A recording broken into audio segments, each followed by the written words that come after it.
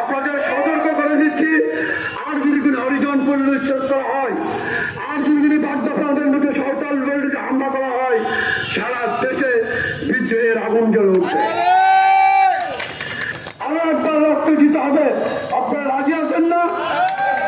যদি বলে আরেকবার বিদ্রোহের ডাক দিতে হবে, আপনারা রাজি আছেন না?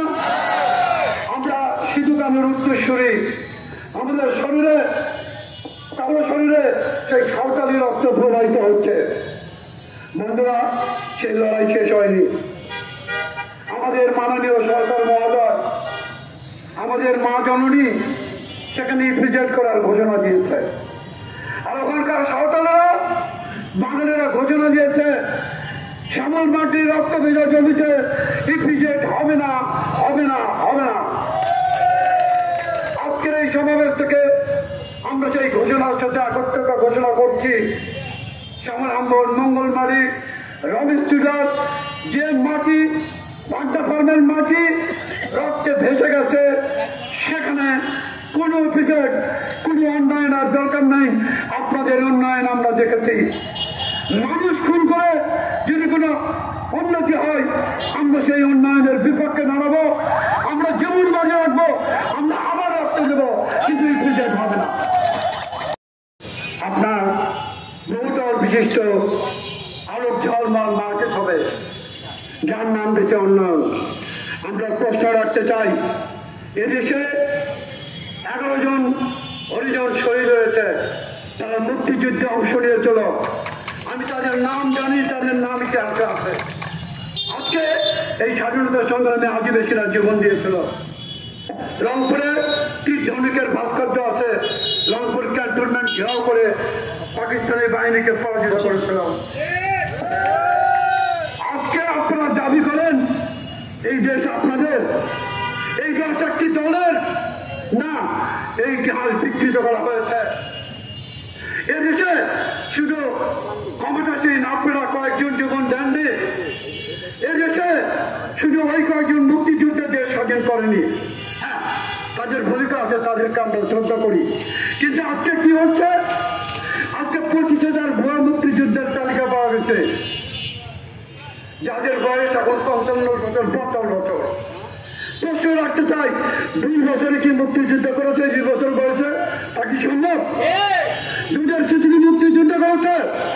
মুক্তিযুদ্ধ করেছে বাঙালি, আদিবাসী, হরিজন, কৃষক, শ্রমিক, ছাত্র, সাধারণ মানুষেরা।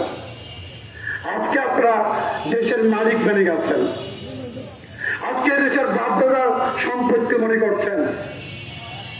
আমরা বলে দেই, মনে করিয়ে দেই, 1855-56 সালে যেমন সিধু কামের নেতৃত্বে বিদ্রোহ হয়েছিল, এদেশের মাটিতে আরো একটি বিদ্রোহ অপেক্ষা করছে।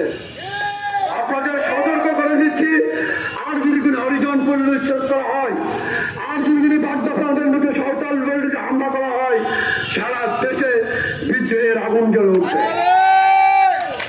আপনাদের সতর্ক করে দেই, আমরা এই দেশের মানুষ, এদেশ আমার বাপদাদার জন্মভিটা। আপনার যত ক্ষমতা দেখান, যত অস্ত্রের মহড়া দেখান, যত হুমকি দেখান, পুলিশ আর্মি বিজেপি দেখান, তারাও এই দেশের মানুষ। আপনাদের মোকাবেলা হবে কোন সাহসে 400 বছরের হরিজন পল্লীতে আপনি বুলডোজার নিয়ে গিয়ে ঘুমন্ত মানুষের পর, শিশু নারীদের পর আপনি বুলডোজার চালিয়ে দেন? আপনার বাড়ি কি পাকিস্তান? আপনি কি ব্রিটিশ থেকে আসছেন? আপনার বাড়ি কি লাহোর? আপনি যে দেশের মানুষ, আপনি মেয়র তাপস, আপনি চিন্তা করলেন না একবারও যে এদের ভোটে আমি তো মেয়র নির্বাচিত হয়েছি? পুনর্বাসন নাই, আগের মতো করে দিতে হবে। আপনার বাড্ডা ফার্মের জমি ফেরত দিতে হবে। নওগাঁ আলফার শরীন, রমেশ টুডু, মিঠুর রহমানের হত্যার বিচার করতে হবে। যতক্ষণ বিচার না হবে, রমেশ টুডু, গণেশ মাঝির যতক্ষণ বিচার না হবে, আমরা রাজপথ ছাড়বো না।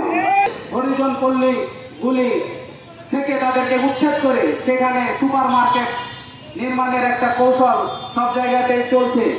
এই সমস্ত ঢাকায় নিরঞ্জিল্লা সেইখান থেকে হরিজনদের উচ্ছেদের জন্য সেখানে বুলডোজার চালানো হয়েছে। তো আগামী দিনে এই সমস্ত নিপীড়িত আদিবাসী এবং যে হরিজন সহ যারা বাঙালিদের মধ্যে নিপীড়িত এবং শোষিত বঞ্চিত এবং তারা প্রতিনিয়ত শাসক শ্রেণীর তারা প্রতিনিয়ত যারা উচ্ছেদ সহ নানা ধরনের নিপীড়নের শিকার হচ্ছেন, তাদের মধ্যে ঐক্যবদ্ধতা ছাড়া আগামী দিনে মুক্তি আন্দোলনকে এগিয়ে নেওয়া কঠিন হবে। সেই লক্ষ্যে আজকের এই সবার মধ্যে দিয়ে আদিবাসী এবং হরিজনদের যে ঐক্যের জায়গাটা আমরা দেখতে পাচ্ছি, সেটা আমাদেরকে পথ দেখাবে। তার সাথে সচেতন বাঙালি এবং বাঙালির নিপীড়িত অংশ সব পক্ষ একত্রিত হওয়ার মধ্যে দিয়ে একটি শক্তিশালী আন্দোলন গড়ে তোলা সম্ভব।